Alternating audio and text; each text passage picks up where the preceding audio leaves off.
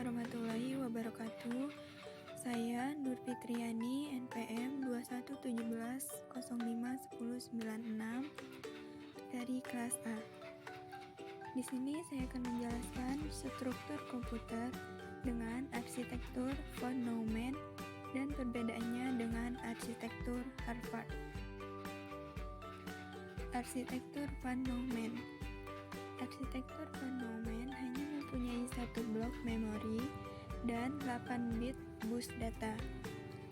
Akibatnya, proses dan data diproses secara bergantian, tidak bisa langsung bersamaan. Arsitektur von Neumann adalah arsitektur komputer yang menempatkan program, RAM, dan ROM dalam peta memori yang sama. Arsitektur ini memiliki address dan data bus tunggal untuk mengalamati program atau instruksi dan data. Arsitektur von Neumann atau mesin von Neumann merupakan arsitektur yang diciptakan oleh John von Neumann pada tahun 1903 sampai 1957. Dan hampir semua komputer saat ini menggunakan arsitektur buatan John von Neumann. Arsitektur von Neumann ini menggambarkan komputer dengan 4 bagian utama, yaitu 1. Unit aritmatika dan logis, lalu 2. Kontrol unit, 3. Memori, 4. Alat masuk, input atau output. Kelebihan dan kekurangan arsitektur von Neumann. Kelebihannya, yang pertama, fleksibel pengalamatan program dan data. Kedua, program selalu ada di RAM, ROM, dan data selalu ada di RAM.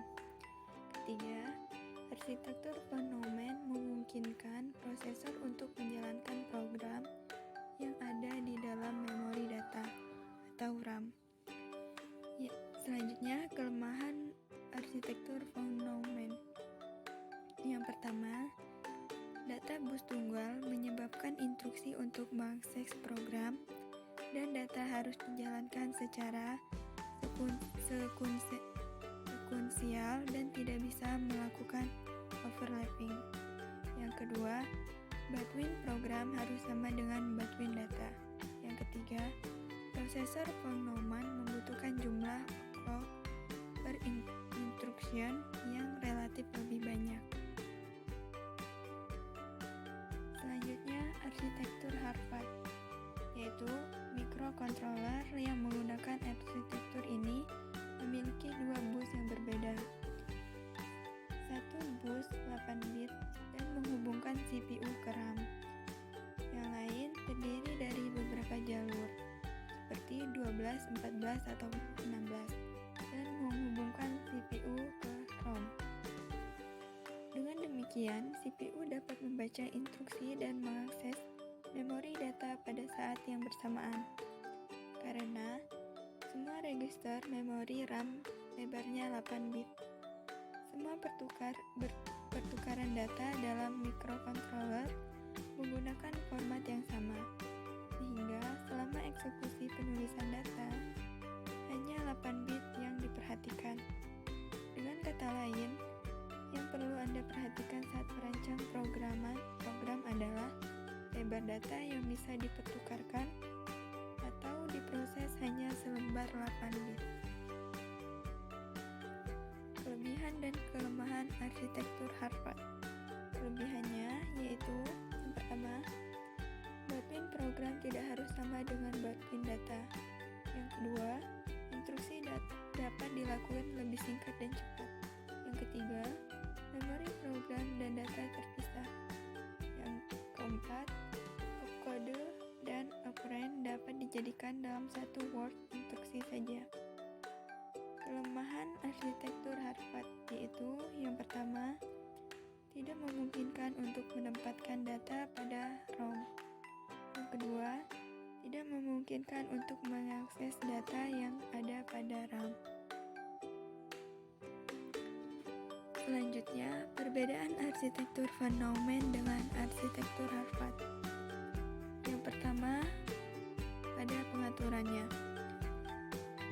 Arsitektur Harvard, CPU terhubung dengan memori data, RAM, dan memori program ROM secara terpisah.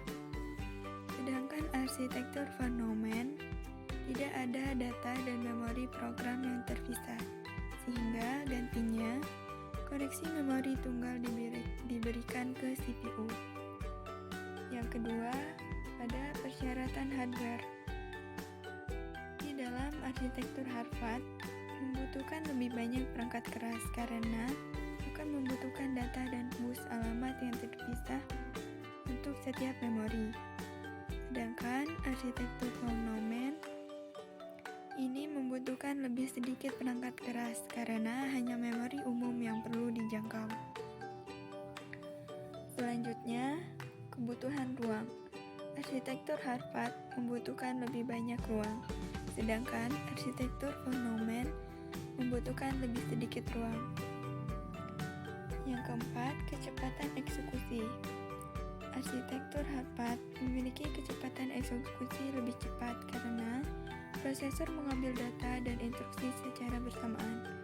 Sedangkan arsitektur Van Neumann memiliki kecepatan eksekusi lebih lambat karena tidak dapat mengambil data dan instruksi secara bersamaan. Yang terakhir, penggunaan ruang. Arsitektur Harvard menghasilkan pemborosan ruang karena jika ruang tersisa di memori data, maka memori instruksi tidak dapat menggunakan ruang memori data dan sebaliknya.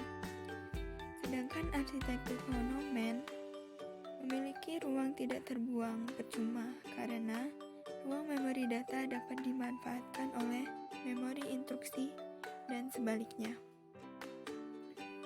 Sekian yang dapat saya sampaikan. Saya akhiri. Wassalamualaikum warahmatullahi wabarakatuh.